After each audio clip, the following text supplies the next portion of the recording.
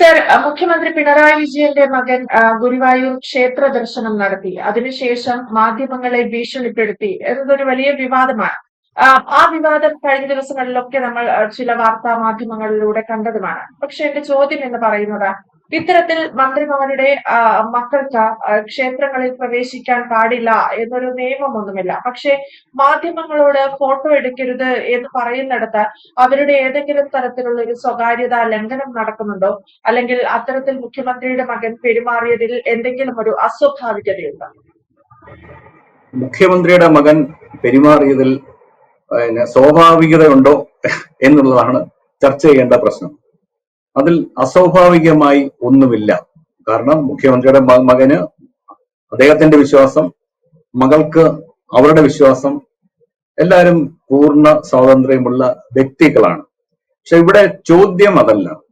കമ്മ്യൂണിസ്റ്റുകാരൻ എന്നുള്ള ഒരു പശ്ചാത്തലത്തിലാണ് നമ്മൾ അദ്ദേഹത്തിന്റെ മുഖ്യമന്ത്രിയുടെ മകന്റെ ക്ഷേത്ര പ്രവേശനത്തെ പലരും ചോദ്യം ചെയ്യുന്നത്. എത്ര രാഷ്ട്രീയ നേതാക്കന്മാരുടെ, അതും ഭൗതികവാദികളായ രാഷ്ട്രീയ നേതാക്കന്മാരുടെ മക്കൾ, പിണറായി വിജയന്റെ ഉൾപ്പെടെ, കമ്മ്യൂണിസ്റ്റ് ആശയ പ്രമാണങ്ങളിൽ വിശ്വസിക്കുകയും അങ്ങനെ ഒരു ജീവിതം നയിക്കുകയും ചെയ്യുന്നുണ്ട്. അത് പിണറായി വിജയന്റെ മക്കളുടെ കാര്യത്തിൽ മാത്രമല്ല, എല്ലാ കമ്മ്യൂണിസ്റ്റ് നേതാക്കന്മാരുടെ മക്കളുടെ കാര്യത്തിലും പല വേദികളിൽ പല അവസരങ്ങളിൽ ഈ ചോദ്യം ഞാൻ ഉൾപ്പെടെയുള്ള ഒട്ടേറെ പേർ ഉന്നയിച്ചിട്ടുണ്ട്. വൈരുദ്ധ്യാത്മക ഭൗതികവാദത്തിൽ വിശ്വസിക്കുന്നവരാണ് കമ്മ്യൂണിസ്റ്റുകാർ എന്നാണ് സങ്കല്പം. കാറൽ മാർക്സിന്റെ ഏംഗൽസിന്റെയും ഒക്കെ തത്വശാസ്ത്രം അനുസരിച്ച് ഇവരൊന്ന് ആധ്യാത്മികവാദികളാകേണ്ടവരല്ല കമ്മ്യൂണിസ്റ്റുകാർ. പക്ഷെ കമ്മ്യൂണിസ്റ്റ് കുടുംബങ്ങളിൽ അല്ലെങ്കിൽ ഈ നേതാക്കന്മാർ മാത്രമേ കമ്മ്യൂണിസ്റ്റുകാരായിട്ടുള്ളൂ എന്നുള്ളതാണ് നഗ്നമായ യാഥാർത്ഥ്യം. EMS നമ്പൂതിരിപ്പാടിന്റെ കാലത്ത്, അദ്ദേഹത്തിന്റെ ആദ്യകാലങ്ങളിൽ നമ്പൂതിരിയെ മനുഷ്യനാക്കാനുള്ള യോഗക്ഷേമ സഭയിലൂടെയാണ് അദ്ദേഹം കാലക്രമേണ ഇടതുപക്ഷ പ്രസ്ഥാനം, കോൺഗ്രസിലേക്ക്, ഇടതുപക്ഷ പ്രസ്ഥാനങ്ങളിലേക്ക് ആകർഷിക്കപ്പെട്ടത്. അദ്ദേഹത്തിന്റെ ഭാര്യ തികഞ്ഞ ഭക്തിയായിരുന്നു. വളരെ ലളിത ജീവിതം നയിക്കുന്ന EMS നമ്പൂതിരിപ്പാട് വളരെ അദ്ദേഹത്തിന്റെ സ്വത്തുക്കൾ മുഴുവനും, അതേക്കുറിച്ച് പല വിമർശനങ്ങൾ ഉന്നയിച്ചിട്ടുണ്ടെങ്കിൽ, സ്വത്തുക്കൾ മുഴുവനും പാർട്ടിക്ക് എഴുതി കൊടുത്ത് പാർട്ടിയിൽ നിന്ന് കിട്ടുന്ന അലവൻസ് വാങ്ങിച്ച് ജീവിച്ച ആളാണ് EMS നമ്പൂതിരിപ്പാട്. അതിനൊന്നും പകരം നിൽക്കാൻ ഒരു രാഷ്ട്രീയ നേതാക്കന്മാർ കേരളത്തിൽ ഉണ്ടായിട്ടില്ല എന്നുള്ളതാണ് യാഥാർത്ഥ്യം. അദ്ദേഹത്തിന്റെ ഭാര്യയ്ക്കൊപ്പം ക്ഷേത്ര ദർശനങ്ങളിൽ അനുഗമിക്കാറുണ്ടായിരുന്നു. എത്രയോ ക്ഷേത്രങ്ങളിൽ അദ്ദേഹം പോയിട്ടുണ്ട്. അദ്ദേഹം പുറത്തു നിൽക്കും, ഭാര്യ അകത്ത് പോയി ക്ഷേത്ര ദർശനം കഴിഞ്ഞ് തിരിച്ചു വരും. മതപരമായ ചടങ്ങുകൾ അദ്ദേഹത്തിന്റെ ഭാര്യയും കുടുംബാംഗങ്ങളും ഒക്കെ വീട്ടിൽ നടത്തുമ്പോഴും അദ്ദേഹം അതിനെ എതിർത്തിട്ടില്ല. അത് അവരുടെ വ്യക്തിപരമായ സ്വാതന്ത്ര്യത്തിന്റെ പ്രശ്നം. കോടിയേരി ബാലകൃഷ്ണൻ ഇതേപോലെ തന്നെ വലിയ വിമർശനം നേരിട്ട നേതാവാണ്.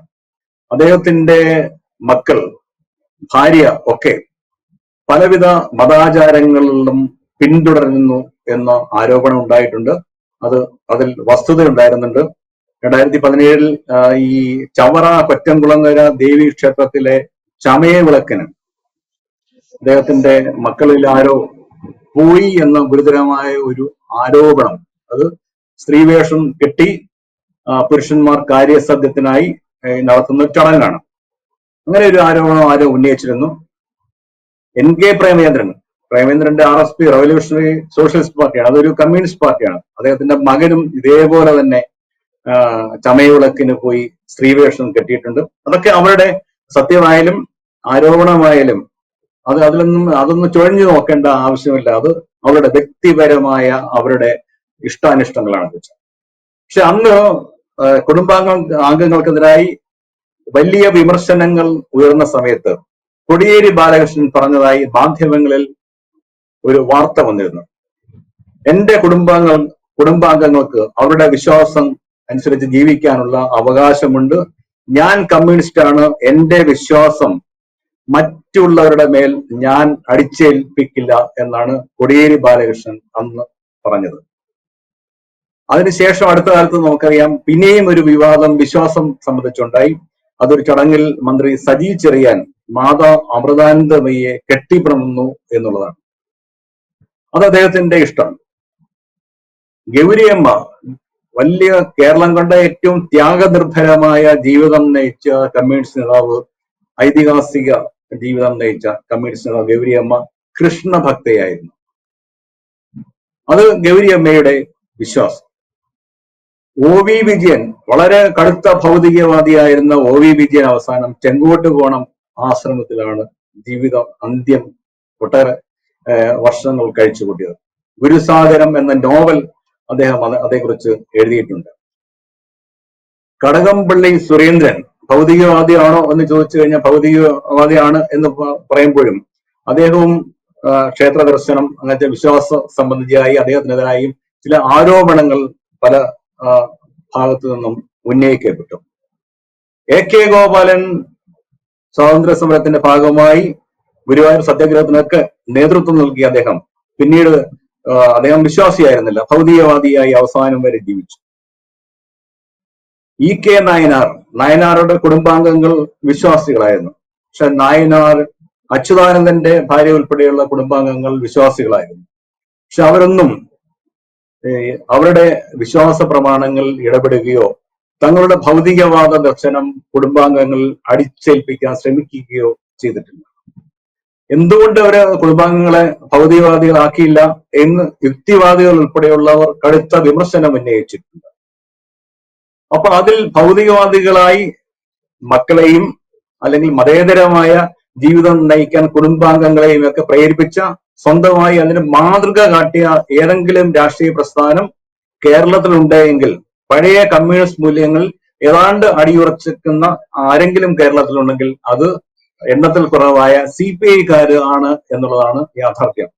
CK ചന്ദ്രപ്പൻ മുതൽ ബിനോയ് വിശ്വം വരെയുള്ള CPIയുടെ നേതാക്കന്മാർ, പാർട്ടി സെക്രട്ടറിമാർ സ്വന്തം ജീവിതം, മക്കളുടെ ജീവിതത്തിലൊക്കെ ഭൗതികവാദ മതേതര നിലപാടുകൾ നടപ്പാക്കിയതിന് ഉത്തമ മാതൃക കാണിച്ചിട്ടുള്ള നേതാക്കന്മാരാണ്. അത് വളരെ അപൂർവമാണ്.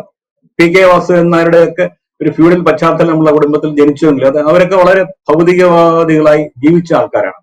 പക്ഷെ കുടുംബാംഗങ്ങളിൽ ഇപ്പോഴും വളരെ കൃത്യമായി ഭൗതികവാദ മതേതര ജീവിതം നയിക്കുന്നത് CPIയുടെ ചില നേതാക്കന്മാരാണ്.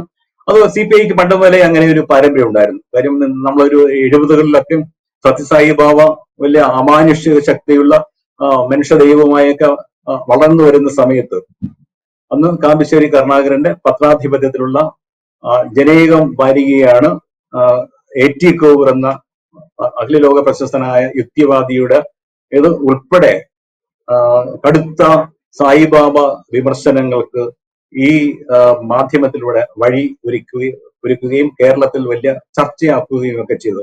CPIക്ക് അങ്ങനെ ഒരു പാരമ്പര്യമുണ്ട്. അതുകൊണ്ട് ഇനി ഒരു കാര്യം കൂടെ പറയാം. ഇനി പൂർണ്ണമായും ഭൗതികവാദികൾക്ക് മാത്രമേ കമ്മ്യൂണിസ്റ്റ് പാർട്ടികളിൽ പ്രവേശനമുള്ളൂ എന്ന് വെക്കുക. എന്ത് സംഭവിക്കും? കേരളത്തിലെ കമ്മ്യൂണിസ്റ്റ് പാർട്ടി അംഗങ്ങളുടെ എണ്ണം നാമമാത്രമായി ചുരുങ്ങും. കാര്യം അനുയായികൾ അംഗങ്ങളിൽ, ലോക്കൽ കമ്മിറ്റി സെക്രട്ടറിമാരിൽ, അല്ലെങ്കിൽ ജില്ലാ കമ്മിറ്റി അംഗങ്ങളിൽ, സംസ്ഥാന കമ്മിറ്റി അംഗങ്ങളിലൊക്കെ ഭൂരിപക്ഷം പേരും ഭൗതികവാദികളല്ല, വിശ്വാസികൾ തന്നെയാണ്.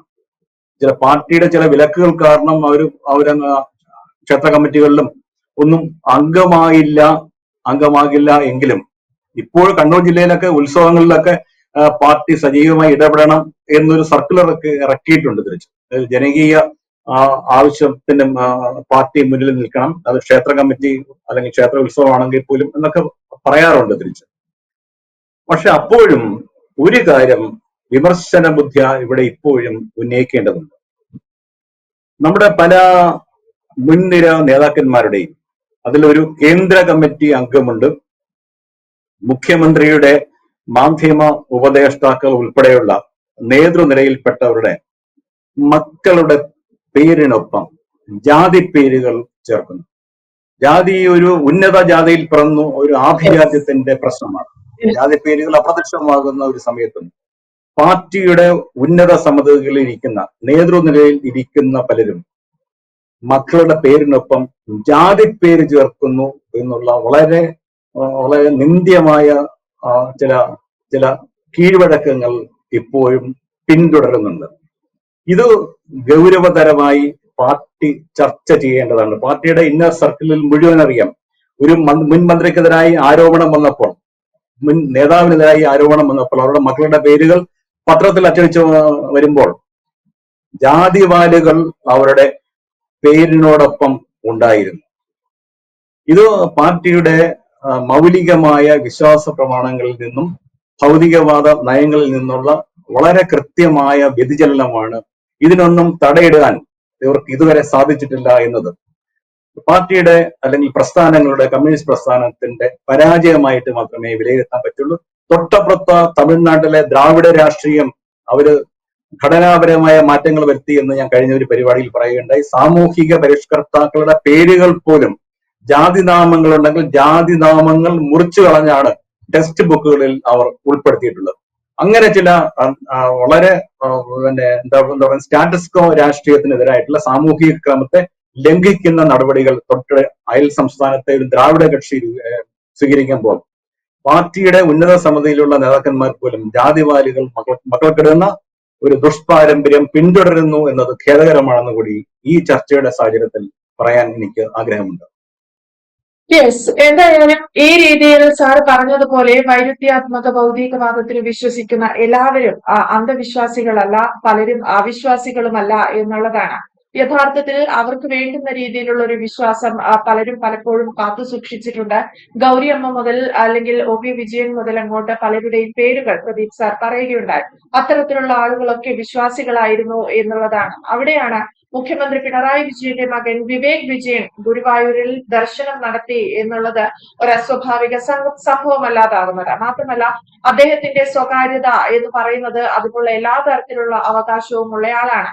അത്തരത്തിൽ ഒരാളുടെ സ്വകാര്യത ലംഘിക്കാൻ ശ്രമിച്ചതിനാവണം മാധ്യമപ്രവർത്തകരോട് അദ്ദേഹം ഒരു നോ പറഞ്ഞത്. അതാണ് വലിയ വിവാദങ്ങൾക്ക് വഴിവെച്ചിരിക്കുന്നത്. വ്യക്തമാണ്. Thank you Pradeep sir. കൂടുതൽ വാർത്തകളും വിശേഷങ്ങളും നിങ്ങളിലേക്ക് എത്താൻ ABC മലയാളം സബ്സ്ക്രൈബ് ചെയ്യുക, ബെൽ ബട്ടണും അമർത്തുക.